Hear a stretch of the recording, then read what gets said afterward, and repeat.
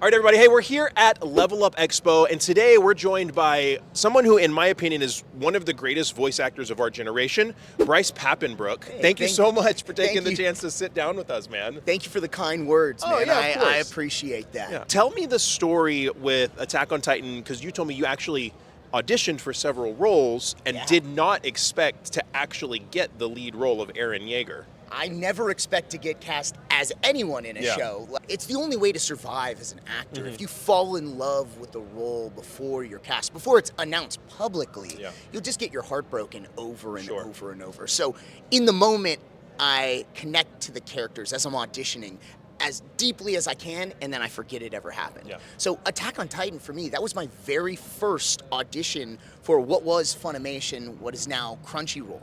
I'm from LA, born and raised, Funimation, based in Dallas, Texas. So I had met some of the folks that had worked for the company just from being at events and being around these things, but I hadn't actually worked in the building.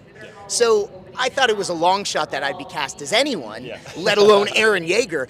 A producer that I was working with was like, I'm watching this incredible show, and I think of you when I hear Eren. And I'm like, that's funny, let me see what this is. And I watched the first episode, I'm like, whoa. And then I watched another one, and another one, and another one. And episode 5 is where I was hooked and couldn't stop watching.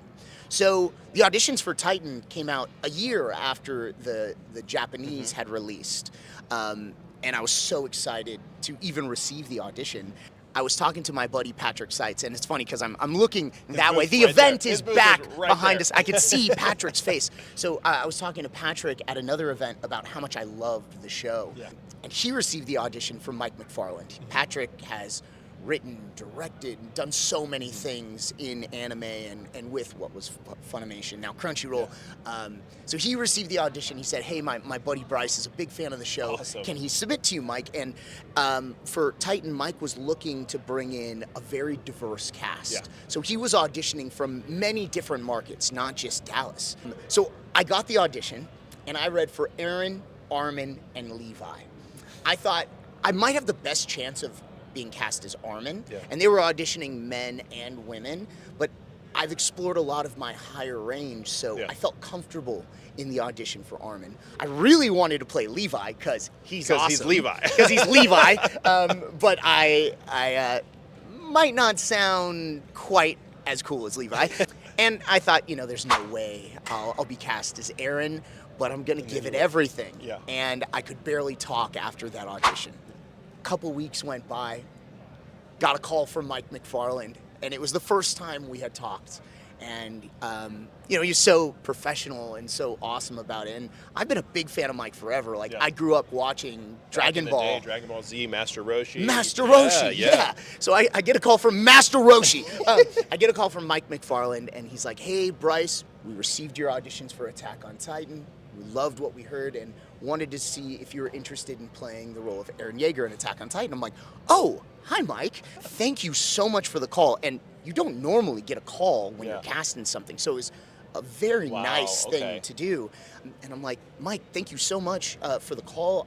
I'd love to work with you. I'm very excited. Can't wait. Thank you. Awesome. Hang up. Yes! Oh my! Like scared my dogs. I was so excited.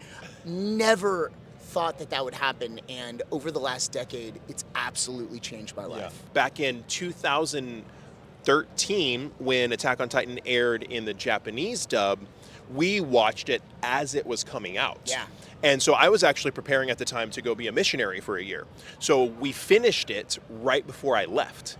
And so I left, and I was gone for a year, and I remember coming back, and I'm like, man, it's been a year since the show finished. Like, the English dub's got to be out, or the season 2's got to be out, and it wasn't. So it's funny, that period of time is when you were auditioning for it, and the show just made such a huge impact on me that when season 2 finally came out and the English dub started coming out, it's one of those once-in-a-generation shows. Hey, I hope you guys enjoyed that video. It's been such a pleasure and one of the greatest joys and blessings of my life to get to go to different conventions and sit down and interview voice actors and actors and a lot of the people that I respected and looked up to growing up. It's been just a massive blessing from the Lord, and I hope you guys know that God sees you, God loves you, God has a plan for your life, God has great things for you, and that I love you too. I hope you enjoyed this content. If you did, give it a thumbs up. that's free for you to do, and it really does help. Check that video out next. YouTube says you'll like it, and like I always say, find somebody to love and serve today.